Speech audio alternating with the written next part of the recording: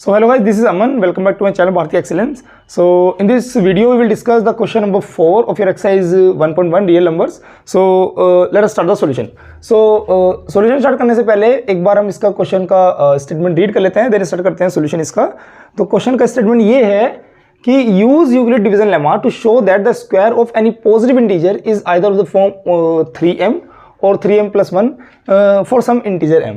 तो question is very simple, just you have to understand कि हमें करना क्या है. यूक्लिड डिवीजन लेमा यूज़ तो करनी है, लेकिन कैसे उसको यहाँ पर यूज़ करना है ये आपको समझना है. ठीक है, तो क्वेश्चन ये है कि अगर कोई भी मेरे पास पॉजिटिव इंटीजर है, कोई भी अगर पॉजिटिव इंटीजर है, कोई भी इंटीजर है, आप पॉजिटिव इंटीजर तो बहुत होते हैं, तो कोई भी अगर पॉजिटिव इंटीजर है तो वो 3m या फिर 3m plus 1 की फॉर्म का ही होगा, where m is an integer, where m is an integer.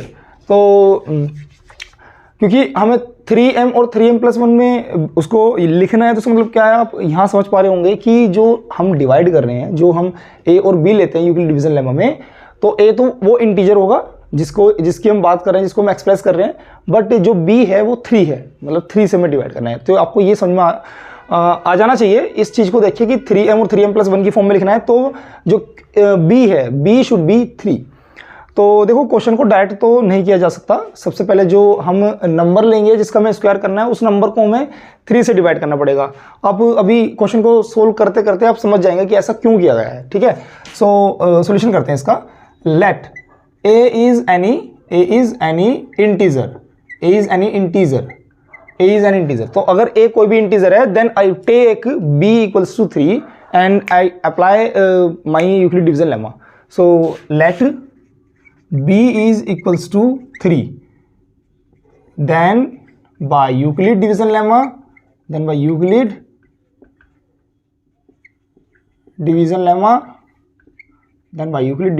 क्या हो जाएगा. अगर यूक्लिड डिवीजन लेमा लगाता हूं मैं a और b के लिए, तो a तो कोई भी इंटीजर है, तो a can be equal to 0, 1, 2, 3 and up to so on. Similarly for negative aspects, so a can be equal to 0, -1, -2, -3 and so on.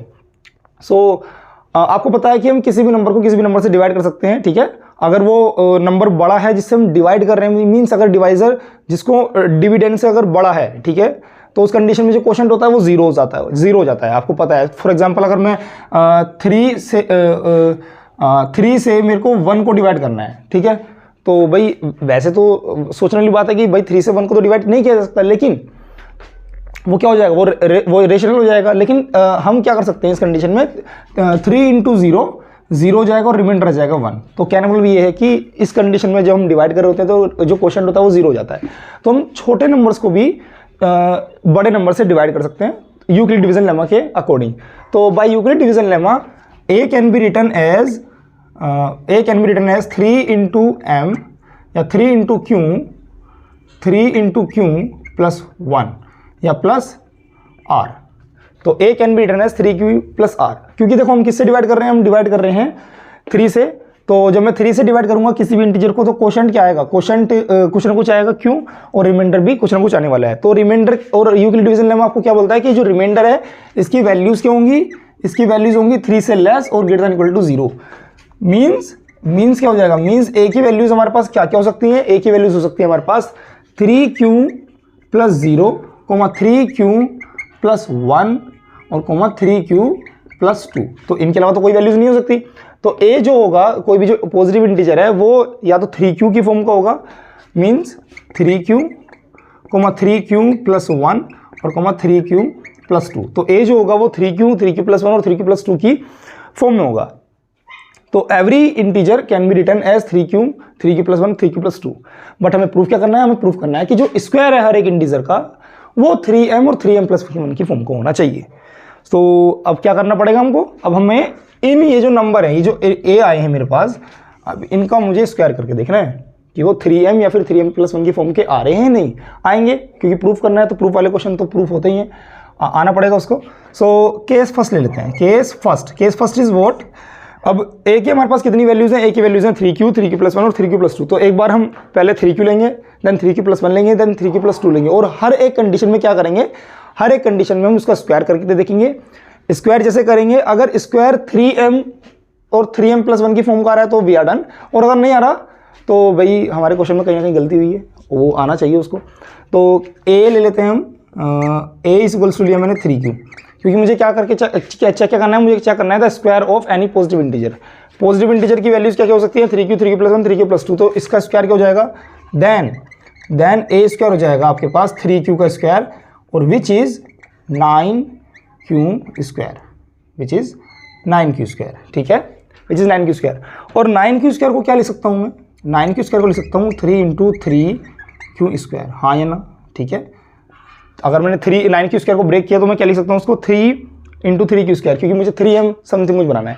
अब जरा एक मेरा आपसे क्वेश्चन है, अब बिकॉज क्यू क्या था, Q was any integer, Q was any integer, हाँ इस जगह इसको भी मैं लिख देता हूँ, यहाँ स्टेट कर देता हूँ, क्यू इज एनी इंटीजर। अब जरा एक बात सोचिए जरा, अगर क्यू कोई भी मेरे पास एक इंटीजर है, ठीक है, तो क्यू स्क्वायर भी तो एक इंटीजर होगा, ठीक है। अगर क्यू कोई भी एक इंटीजर है then Q square will be an integer again, और अगर क्यू स्क्वायर की अगर मैं मल्टीप्लाई कर दूं कितने से, 3 से, देन वो भी तो एक इंटीजर होगा, ठीक है। अगर क्यू स्क्वायर की मैं मल्टीप्लाई कर दूं 3 से तो वो भी तो एक इंटीजर होगा। आप सोच के देखिए, अगर 3 है मेरे पास कोई नंबर, तो 3 की अगर मैं 3 से मल्टीप्लाई कर दूं 9 आ गया, वो अगेन एक इंटीजर है। 3 की मैं 5 से मल्टीप्लाई कर दूं तो 3 5 जा 15, वो भी एक इंटीजर है। और 3 का स्क्वायर कर दूं तो 9 आ जाएगा, और उसकी अगर मल्टीप्लाई कर दूं मैं किसी और नंबर से 4 से, तो 9 4 36, तो ये भी आपका क्या हो जाएगा, ये भी आपका एक इंटीजर होगा। तो कहने का मतलब ये है कि अगर किसी इंटीजर का स्क्वायर कर दिया जाए और उसमें किसी इंटीजर से मल्टीप्लाई की जाए, then the answer will be again an integer. तो क्या हो जाएगा, 3q इज एन इंटीजर। तो मैं 3q की जगह m लिख सकता हूँ, where m is equals to 3q square is N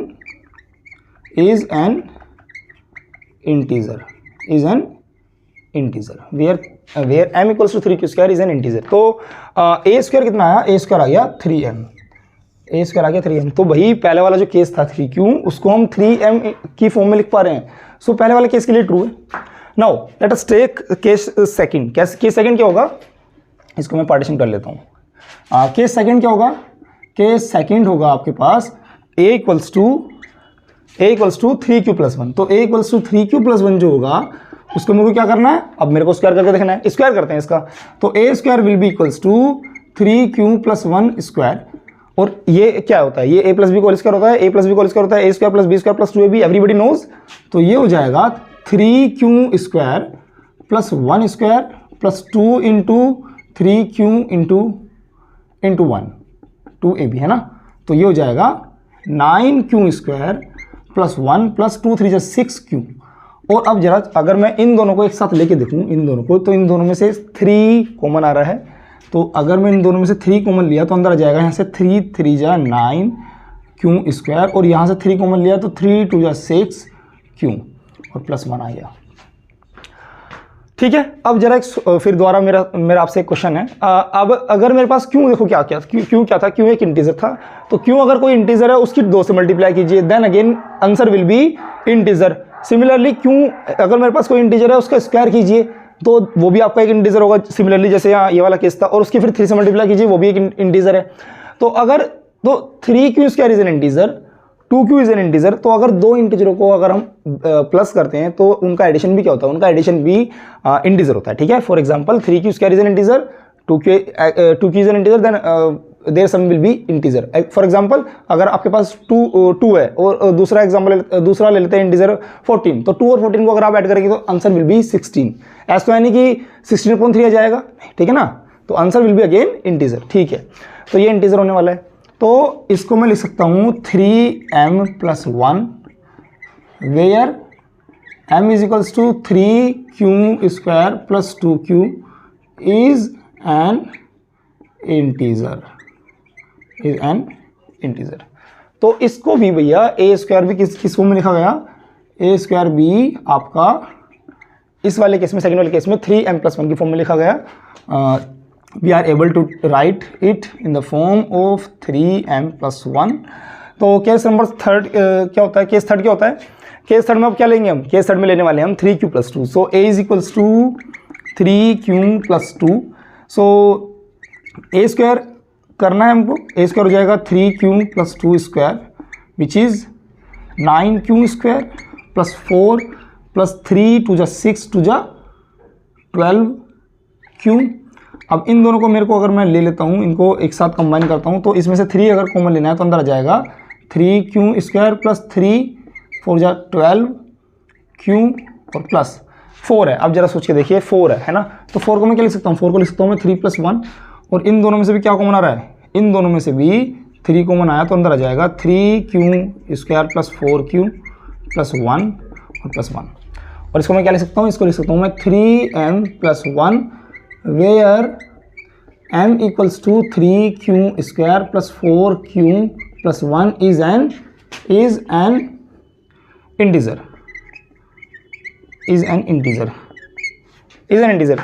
क्यों इंटीजर क्यों है, because 3q² is an integer, 4q is an integer and 1 is obvious an integer. तो अगर 3 इंटीजर को अगर हम ऐड करेंगे तो उनका addition will be again integer. तो इसको हम किस फॉर्म में लिख पाए हैं, 3m + 1 की फॉर्म में लिख पाए हैं, ठीक है, 3m + 1 की फॉर्म में। तो देखो जरा, तो a² अगेन इज 3m + 1, और ये आपका जो a² आया ये भी आपका किस फॉर्म में आया, ये भी आया 3m + 1 की फॉर्म में, और इस वाले फर्स्ट केस में तो 3m आया था। तो एवरी इंटीजर, तो मैंने क्या प्रूव कर दिया, मैंने प्रूव कर दिया कि every integer if we are given an integer then its square will be 3m और 3m + 1 3m + 1 in any of the case. अगर आप ये वाला केस ले रहे हैं 3q + 1 3q + 2, आपको ये तो लेना पड़ेगा क्योंकि आपको स्क्वायर करना है, 3 बनाना है। तो आप जैसे ही अगर किसी नंबर का स्क्वायर करेंगे तो एकदम लाना उसको पॉसिबल नहीं है, 3 कहाँ से जाएगा स्क्वायर में। तो 3 लाने के लिए आपको क्या करना पड़ेगा, आपको बेसिकली उसको 3 की फॉर्म में लिखना पड़ेगा। और 3 की फॉर्म में कैसे लिख सकते हैं, जब आप उसको 3 से डिवाइड कर सकते हैं। तो यूक्लिड डिवीजन लेमा का वहाँ यूज हुआ है, और उसके बाद फिर आपको क्या करना है, हर एक केस जितने भी केस बनेंगे उसमें आपको स्क्वायर करना है नंबर का, और स्क्वायर करके देखना है कि वो 3m या 3m + 1 की फॉर्म में है या नहीं है। तो we are able to write in each of the cases that the number will be 3m और 3m + 1, ठीक है, नंबर जो होगा 3m और 3m + 1 की फॉर्म में होगा, ठीक है। So question was easy, question was important. तो क्वेश्चन ये आता है भाई, एग्जाम में आता है ऐसा क्वेश्चन, यूपी बोर्ड और सीबीएसई बोर्ड में खूब आए हैं, ठीक है। So question was easy, question was understandable और समझ में आ चुका है। मुझे नहीं लगता कि आपको कोई डाउट होगा। अगर आपको कोई डाउट है तो आप कमेंट सेक्शन में अपना डाउट लिखिए। So we are done with the question. So let us meet in the next video. तब तक के लिए बाय, अपना ध्यान रखिए, बाय।